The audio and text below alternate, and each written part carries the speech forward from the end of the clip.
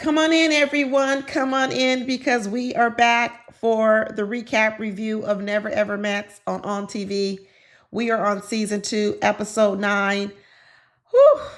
Goodness, people. What are they calling this episode? Zero accountability. We're going to keep it. We're going to keep that title because it is appropriate for Brittany. Go home, Brittany. Go home, Brittany. Bye. Bye. I know y'all was mad at me at the top of the season. Some of y'all was because I already had my foot on the neck. Well, I can't really say a neck because we ain't really seen the neck of Brittany yet. But I had my foot on her back. Let's just say her back all season long because I can spot a user from a mile away. A mile away, and she's a user. She's a user. She ended up walking out of there with her dirty clothes bag. Did Brittany even wash her clothes while she was there? That dirty clothes bag was full. She was probably waiting on Ty to do that. She walked out there with her dirty clothes bag and her slippers. Please. Brittany the type of person, if you ever planning a party and you need a little committee to help you plan a party, any type of event, anything, don't call Brittany. She ain't going to be no help. No help at all. She barely wanted her move her neck to turn around and talk to you. Girl, bye, Brittany. Bye. Anyway, let's get going. Let's get going on the recap. We got to talk about Brittany. We're going to talk about her ex and her departure.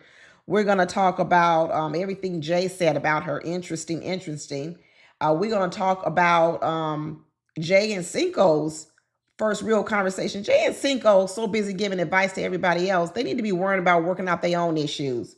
This is a big issue, whether you're going to move to Atlanta or Chicago. This is what they should have been concentrating on. Why didn't they start focusing on this kind of conversation sooner than busy giving everybody advice? I'm not saying they haven't given good advice, but they should have been giving it to themselves first. Eat first. Isn't that what the airplane says? Put your mask on first before you try to save others. Anyway, we got to talk about that. What else went on this episode? Kiki and Brandon. Brandon's brother came. Did you like him? At first, I was like, okay, what he coming in here to do? But in the end, you know what Brandon's brother came through? I think he came through with some good advice, some good moderation of the conversation.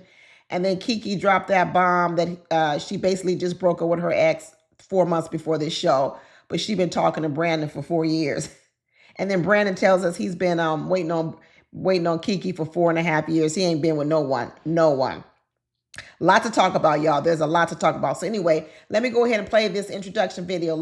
So I can give me some likes and some subscriptions and some comments, you know. So like the video, subscribe, and leave some comments below. I'm like Brittany. I need y'all to do something for me.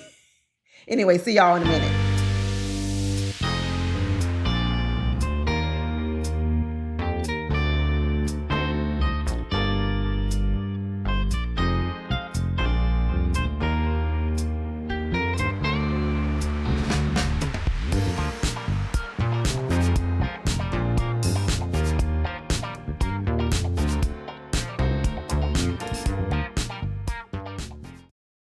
So we back, y'all. We are back. They're calling this episode Wish We Had Never Ever Met because they are dropping like flies.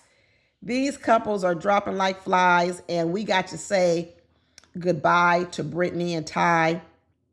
And we got to see a little recap on Ty telling Brittany, you treating me like a little boy. No, she ain't. If this is how she treats little boys by not doing nothing for them, she ain't even treating you like a little boy, Ty. She is not even treating you like a little boy because I know she has a son. I sure hope she does more for her little boy than she does for anybody else. Because let me tell you something. Right now, you would want to be treated like a child with Brittany because at least maybe she'll do something for you. But right now, she's treating you like a full-on able adult. She ain't doing nothing. Nothing. Give me. Brittany started peddling that same old lie, talking about she was there trying to protect Ty with her answer about did she think they would have good sexual chemistry? Girl, so you want me to believe that in this moment, this was the moment you was protecting Ty. No other time. Girl, like I said last episode, you was protecting your image. And now we know why she had to protect her image because everybody in the house basically knows who Brittany is. Like I said before, she wasn't protecting Ty. She was trying to protect her image and try to make it look like she cared, but she really don't give a damn. And people want to keep saying, well, Brittany just don't like Ty. No, I'm telling you right now, this ain't a Ty issue. See, that's the thing people got to get. Listen, people got to stop believing it's a one man issue or one woman issue, because you're going to just keep telling yourself that's your whole life. So anybody sitting up here believing that this issue with Brittany is just because of who Ty is, you're wrong. I'm sorry to say it, you're wrong. But anyway, Brittany's running out talking about, I didn't disrespect nobody. And Jay had to chime up. Finally, she started speaking her piece. She said, you don't think that you was disrespecting people around this house, or you were disrespecting him when you was running around, flirting and tickling other men? And Brittany clapped back and says, I move in silence.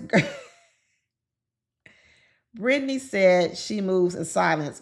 You move in silence and in blindness, because we don't hear you nor see you.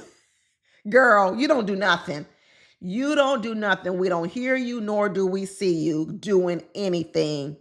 And Ty says, she's just used to being coddled and spoiled, and she thinks she's this top bitch walking around and everything. You know what? Just because people have a level of expectation doesn't mean they've been given that. See, I don't even believe that Brittany has had the sort of attention that she's expecting. A lot of people think, oh, you're so spoiled, and people think you're spoiled because they've been used to someone spoil them. No, sometimes people have never been spoiled, but they just want it. And so what they do is that's just how they act out in the streets. I don't think anybody's ever spoiled Brittany. I don't, because people who have been spoiled and who have been the type of people where things come to you and you don't have to ask, you don't get pressed when one person doesn't give to you. See, that's what I'm saying. When you are used to things coming to you and you are used to having nice things, going to nice places, people doing nice things for you, when someone comes along and they don't do something for you, you know what you don't do? You don't throw a tantrum. You sure don't. You know why you don't throw a tantrum? Because you're more like, whatever, I'll get somebody else to do it, or somebody else to do it for me. That's how you move and shake when you're used to getting your way. But Brittany, what she does is, when she doesn't get her way, she yells and screams, which tells me she ain't used to it. Brittany is starving out here for attention. She wants it. She's demanding it, but she's starving for it. And what she don't realize is she don't contribute nothing. She does not contribute nothing to anything. She's not a good partner. I would really question a lot of Brittany's relationships. I'm sure that this problem that she has here isn't just a problem in her love relationship with Ty. It's more than likely an issue with her friendships with girlfriends and other people. It's probably an issue even in her parenting style. I'm going to tell you that right now. It's an issue.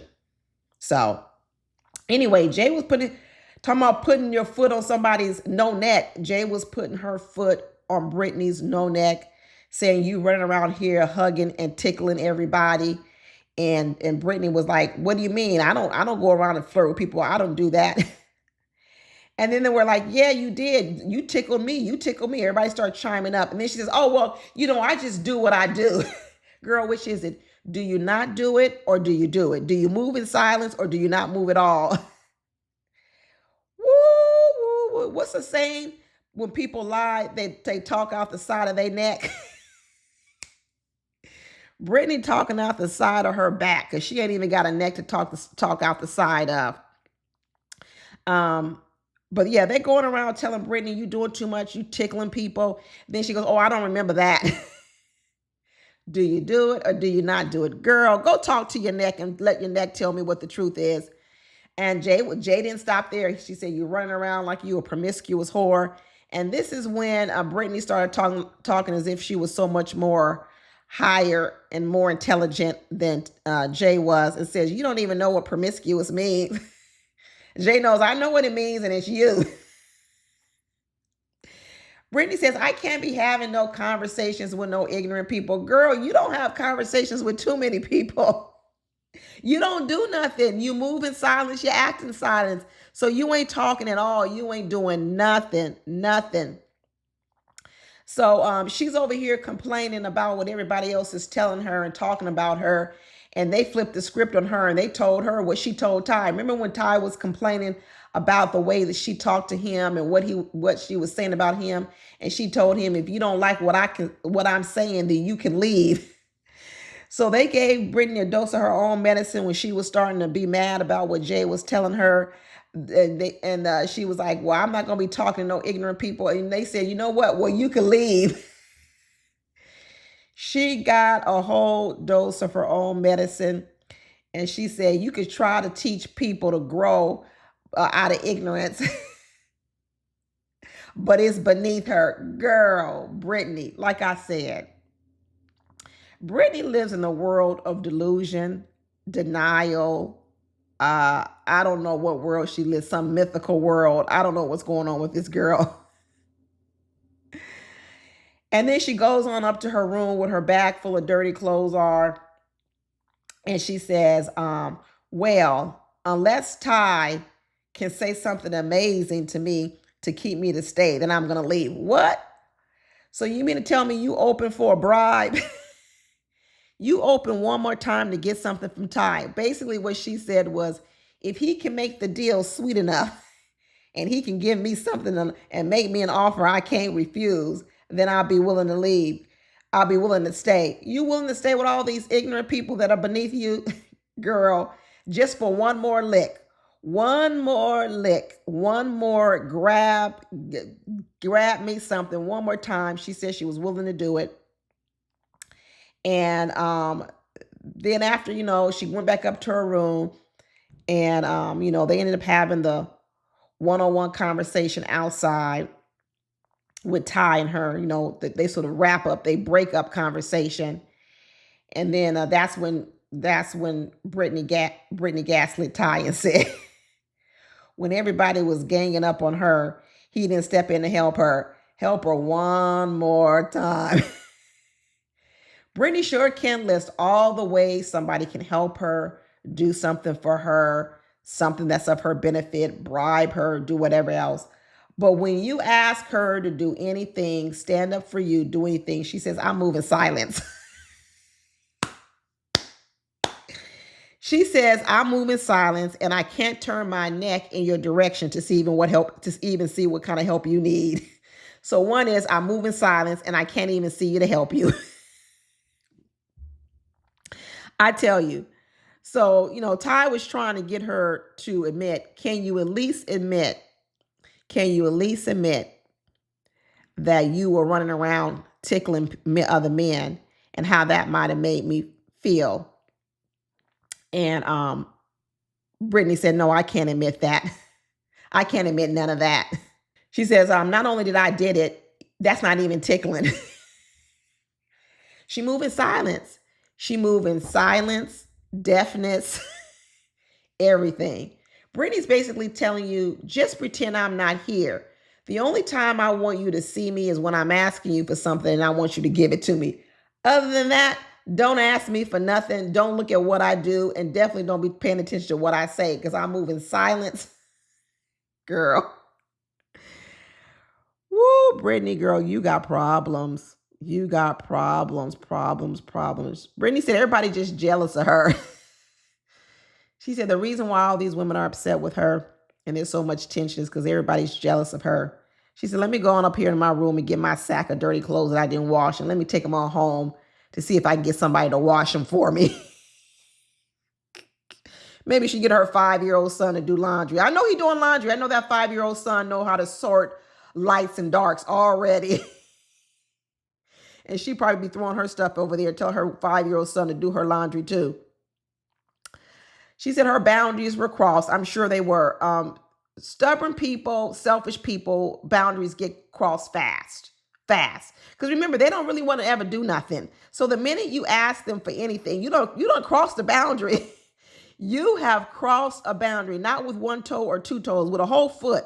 You ask a person who don't want to do nothing to do something for you, the smallest little favor, any little bitty old thing. Let me tell you, you have crossed a boundary with him because their boundary is they move in silence, they act in silence, they don't do nothing, they don't hear nothing, don't ask them for nothing. That's their motto. That is their motto. So anytime you ask them for something, ask them to listen to you, ask them to do anything for you, you don't cross their boundary and they're going to get upset. But Ty said he done learned a valuable lesson. We hope so. He said that, in the past, he's seen himself here before, neglected. I told y'all opposites attract. I tell you opposites attract. And a lot of times people who are overgivers like Ty, we saw it from the very beginning. Ty, all this cooking he was doing, all this running around. And Brittany was correct. Brittany was correct that when they were talking on the phone, she sniffed out Ty as a person who likes to give. She sniffed him out. It's almost like a con with a mark. But Brittany don't know she's a con. She don't know it about herself, but she is attracted to people who like to do things for other people. And Ty likes to do things for other people. Up here cooking lobster and crab legs with a fully loaded baked potato. Were them king crab legs or was it Dungeness crab? What kind of crab legs was it? Was it just like the little, or was it the big old king crab legs? Don't matter. Don't matter because he likes to give and Brittany likes to take. And that's why they were attracted to each other. That's why you gotta be wary out there. You gotta be wary. Let me tell you something. Here's a little hint. If you are with a giver, if you partner with a person who likes to give, you might want to look to see if you're a taker. Okay. And if you are, you might want to make sure you balance out that relationship a bit more because you probably were initially attracted to that person because they were a giver and you're a taker. And if you want the relationship to last, you're going to have to learn to pitch in a little bit more. The giver's always going to want to give, but you're going to need to learn how to pitch in a little bit more. And if you're the giver, you better learn how to ask for some things, even though that taker is going to say you cross their boundaries. You better learn how to ask because otherwise you're going to burn out and you're going to get tired. Then you're going to turn all the way off. So strike a balance. We know opposites attract. Givers are attracted to takers because givers love to give and takers love to take. It can become toxic. And but you all are going to have to find a middle ground. And in that middle ground, the person who's probably going to be mad the most is the taker, because what they're going to be mad about is that the giver is starting to draw some boundaries and the taker is going to have to start doing something more. So if Brittany ever wants to be in a relationship, she'll probably never become a giver. She's too far gone over in the taker side of the world, but she better learn how to come to the middle because let me tell you who won't want to be with. Let me tell you, the takers are the hardest ones. Once a giver gets tired of you, first of all, a taker can't be with another taker because they will fight. Okay, look at Elon Musk and who's our president? Trump. In the beginning, they both are happy because they both are out here looking at us taking from everybody else. We're the scavengers out here. We're the ones that take advantage of other people. We take it, so they team up. In the beginning, it works well, but after a while, the takers want to take from each other. That's the problem. And takers, they, like Brittany said, they have strong boundaries. And takers' boundaries are they don't like to give. So the minute you ask them for something, there's going to be a problem. As long as takers are thieving from other people and taking from other people, they happy and go lucky. They can run around with each other and hang out all the time. It's a good old jolly town as they run around town taking from other people. But the minute one of them wants something from each other, there's a problem. There is a problem. So the world is full of takers, givers, and then there's some people in the middle who are called matchers. They do a little bit of taking, a little bit giving, but they draw boundaries. They draw boundaries on takers. So whatever your relationship is, whatever the mix is, you better figure out how to strike a balance, because if it's not balanced, you're going to have problems later on down the road. But anyway, that's enough of Brittany Ty. So she left out of there with her dirty clothes and her house slippers, saying she was high class. Girl, you can't be high class walking out the house with house slippers and a bag of dirty clothes. Anyway, we went on to watch some clips about Jay and Cinco finally having a conversation about their own relationship, because this whole season has been about them talking about other people. And the conversation came up about where they're going to live.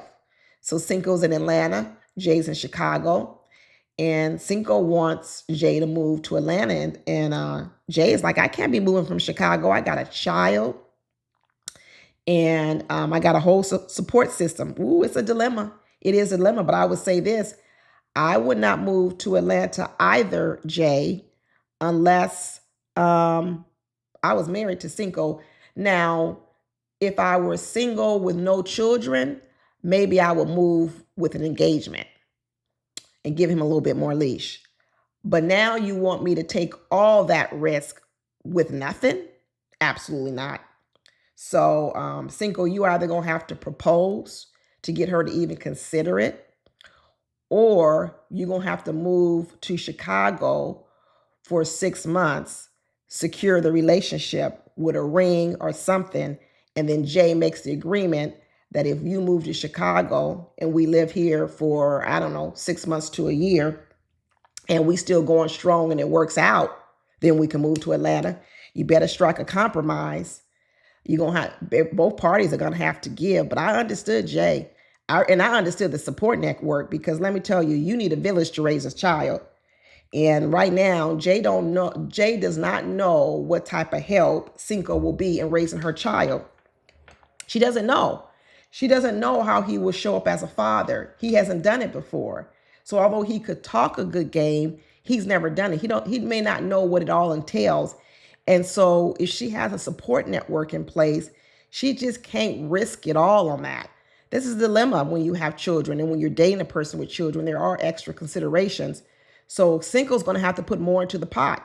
He really is going to have to put more into the pot. It's just not enough on the table right now for Jay to take that big of a risk, not with her child and all of that. So I would say, Cinco, you're going to have to come up with a proposal, an engagement ring, a temporary plan, and then more of a long-term plan. You got some steps to fill in. But they had a nice date. He said he wanted to go and pamper Jay's sensual side, her feminine side, since that first date they had was a basketball pickup game. Why take this long for us to see them finally have a date? We're on episode 9. How many episodes are left? Like they said, we down to the final 8. But Cinco said, the scent I want to make is, I want it to smell like dryer sheets. He said, the scent I want to make, I want it to smell like dryer sheets, like a nice clean house, like cleaning products, like bleach. You want your perfume to smell like bleach? You want it to smell like Fabuloso? What scent you want? Fabuloso fresh scent? All righty then. That's a little hint to you, Jay. If he want his perfume to smell like Gain dryer sheets and Fabuloso, that's giving you a hint right there that he gonna want that house spick and span and clean. So you better make sure he knows how to keep a house spick and span and clean, because he gonna want it to smell like dryer sheets and Fabuloso. And but they had a good date. It was good to go there, but they're gonna have to work out this issue with this, where they gonna live. That they should have been working on that through this whole season. Then we got to see a little bit about Kiki and Brandon. The best friend's gonna come, the brother's gonna come, and Kiki gonna tell her best friend Brittany, hey, I gotta tell him that I was been in a relationship with his ex, and all this time that Brandon had been coming to Atlanta, I think that's where she lives, to visit her 4 times. He'd come and he would never get to see her. She always had an excuse. And come to find out, it was because she was living with her ex-boyfriend at the time. So Kiki came. Her best friend name is Maya. Why did I call her best friend Brittany? Her best friend is Maya. So Maya came in, and Maya said, hey, okay, his brother's going to come. And Maya's like, ooh, is it his younger brother? Do he got a brother? Maya said, I'm coming to get me a man too. He said, Kiki, if you can double time 2 men at one time, then why can't I get at least one of them? One of them. So the brother comes on in. His name is Christian. He walk in there like he owned the place. And Alexis greets him at the door, and the Christian come on in and said, "Where my brother at?" Alexis was, "Dang, how you gonna walk up in here in the house like this?" That brother was from Alabama. She said, "Where are you from?" He said, "Where do you think I'm from?" Woo, woo, woo, woo, woo. He's something else. He is something else. Alexis said, "He is rude." He is rude. So they get down, they sit down on the couch, they talk and doing their whole thing. And she said, I was unfairly accused of being an alcoholic by Brandon only because, I asked for a full pour. He was up here pouring me, pouring me a lady's drink. I said, "Don't be pouring me no lady's drink. Pour me a full pour." And she said, "I was unfairly criticized for being a drinker." And, Christian, the brother, took up for Kiki and said, "Kiki's right. This is an all-inclusive resort. So it ain't nothing wrong with having a drink every day." I know that's right, because shoot, my family about to go on a family cruise and everybody done bought the drink package. They was sitting over there doing the math saying, that drink package ain't worth it. That's too much money. And then they started calculating how much a drink costs. And they said, well, you got to have at least 5 drinks a day for the drink package on the cruise to pay off. And I ain't gonna lie, there's a lot of people in the family that said that's about right, because I'm gonna have a drink in the morning, I'm gonna have a drink by the pool, then I'm gonna have an afternoon drink, and then I'm gonna have a drink at dinner, then I'm gonna drink at the after show. Ching, ching, ching, ching, ching. They went over there and bought themselves a drink package, because just like Kiki said, if you at an all-inclusive resort, drinking every day, really, that's kind of common. It is kind of common, y'all. So, Kiki, you have convinced me. I was one of the ones sitting over here saying, yeah, Kiki, why you got to drink every day? But now that I think about it, you at an all-inclusive resort, and this is vacation, and what's wrong with a glass of wine every single day or more? Turn up, Kiki, turn up. But Christian was the one that helped us all, helped me and Brandon see. Don't be calling Kiki no alcoholic. She just fine. And even Maya said, no, Kiki don't drink a lot at home. So, but then we figured out where it came from. Like I said, we've been talking about traumas all season long. Brandon finally admitted what his own trauma was. He was triggered by Kiki. He was over cautious, overzealous, because he comes from a family where there was a lot of heavy drinking. And he said he doesn't want that in his life. He's seen it in his life. He's seen the drinking happen in his own family with his mother. And he said he don't want no woman like that. And so he was overly cautious in sort of judging Kiki's drinking. And so the brother was the one that sort of had to be able to talk him down off the ledge a little bit. But what the problem was, Kiki never did ask those questions. Like, that's what I'm saying. People have to ask questions. Like, if you see someone in your life that you guys have such big differences in like opinions or how you look at a situation, instead of sort of putting each other down for their thoughts, ask deeper questions, right? Ask deeper questions. Like Kiki should have said, instead of defending herself that she was an alcoholic, maybe what you can do sometimes is spend a little time investing and trying to learn, how do people come up with these sort of opinions. If she had just dug a little bit deeper, she probably could have been told or learned about Brandon's background, the fact that he comes from a family that likes to drink. And not only a family, but also his mother. I think it was his mother. No, it wasn't his mother. Sorry. It was his mom's ex-husband, was a heavy drinker. And Brandon, basically what he said was, this is what I also picked up on. If y'all remember, if you've been watching me all season long, people got mad at me because I was saying that Brandon is inherently a caretaker. And part of the reason I felt he was with Kiki was because he did sort of look at Kiki as this sort of big, as like a mess, like a mess. And what he was, because I noticed that when he was with Kiki, Kiki says he thinks he's better than her, like he doesn't make any mistakes. But there was another part of Brandon where he was always putting himself in the position to be Kiki's helper, make her better, heal her from her, what he thought at the time was alcoholism. And what I was saying that Brandon looked like he was attracted to a project, a woman that's a project. And I felt that Kiki's, some of the things that she was doing in excess of, which let's say it's drinking or eating and other things, Brandon looked at that as an opportunity to come in and be a helper. I told you about givers and takers. Givers find people who need them and they're attracted to that. This is why givers have to be careful about blaming the other people in their life all the time. They've got to start seeing themselves as also a bit of the problem, because they can probably eliminate, you can never really eliminate people trying to use you, but you can eliminate you being attracted to users.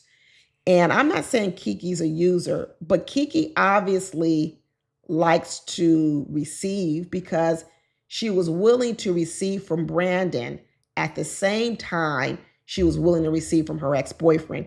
Kiki was comfortable smooching off of two people at one time. She didn't see anything wrong with it. So she's very comfortable receiving.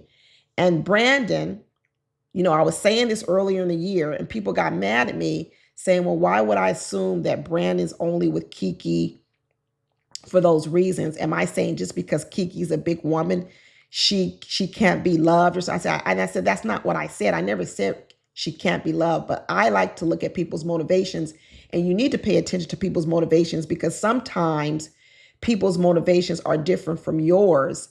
And if your motivations aren't the same, then when that element leaves that motivated that person, they may leave too.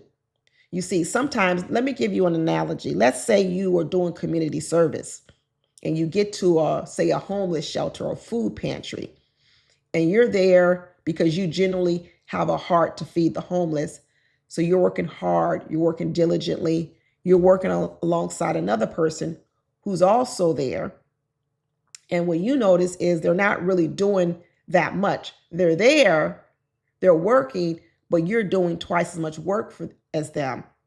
And then when it comes time that maybe everyone needs to step up a little bit and do more, you're willing to step up because you're really there because you want to help.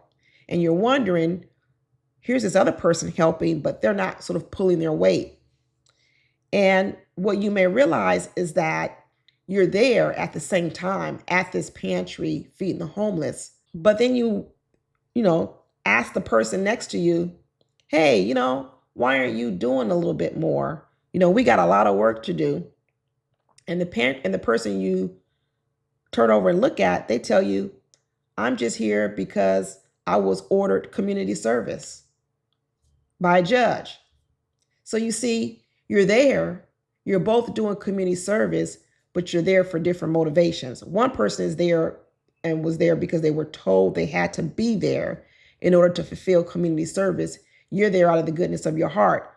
Once the community service is over, they finish their hours, they're gone. But you are there still because you were doing it from the heart. So it's not that homeless people don't deserve people helping them out, but there could be different people could be helping out homeless people for different reasons. So when I said that Brandon, a lot of his attraction to Kiki was because he looked at her as a project, I'm going to stand by it. And now what we are realizing is that he has a history of it, because what his brother told us was that when his mother was with a heavy drinker, an ex, and that took a toll on the mother to the point where I guess she wasn't able to show up full time as a parent. What that brother said was Brandon, being a young person, was having to take care of his two younger siblings. He was parentified. I learned that from Married at First Sight from who was the psychologist? Dr. Pepper. She taught me that phrase last year, parentified. Brandon was parentified early in his life. He had to take on parenting roles early in his life. So now you have him coming into Kiki's life, parenting her. And he parents her because that's the only thing that he knows how to do, but he also resents her for it. So once he finds out this secret that Kiki wasn't as weak as you thought she was, because she actually had enough strength to two-time you with another man, Brandon says, I'm out. It's a deal killer. It's a deal breaker. It's a deal breaker. And Kiki said, well, you mean to tell me, she flipped it on him. She said, you mean to tell me for 4 years that we were together, you never was with another woman? And Brandon says, I wasn't. And Kiki says, I don't believe you. Well, here it goes. Here's the mentality of a taker versus a giver. You see, Brandon is a giver. I can already tell it, probably to a toxic point that he does.